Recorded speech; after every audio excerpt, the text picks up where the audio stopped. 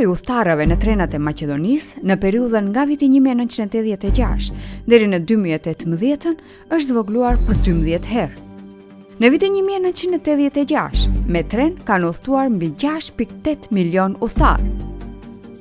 Vitin e kaluar, kjo shifër është zvogluar në vetëm 540.000 udhëtarë. Me uljen e numrit të udhëtarëve, ulet dhe numri i trenave që qarkullojnë.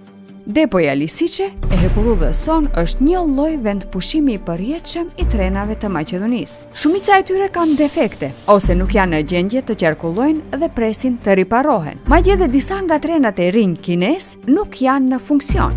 Kompania Hekurudhat e Republikës së Maqedonisë së Veriut, Transport, punon me humbje. Nga viti në vit, humbjet shtohen. Aktualisht, borxhi arrin 45 milion euro. Shumica e mjeteve të planifikuara për trafikun e udhëtarëve për vitin e kaluar janë në fakt ndihma të drejtpërdrejta financiare nga qeveria. Por dhe kjo ndihmë nuk mjafton për të mbuluar kosten e trafikut hekurudhor të udhëtarëve. Për të përmirësuar kushtet e trafikut hekurudhor të udhëtarëve, rekomandohet qeveria të hartojë strategji për zhvillim dhe të ndajë ndihmë më të madhe financiare për hekurudhën. Hekurudha të vendos tarifa fleksibile të biletave në vend të çmimit fiks.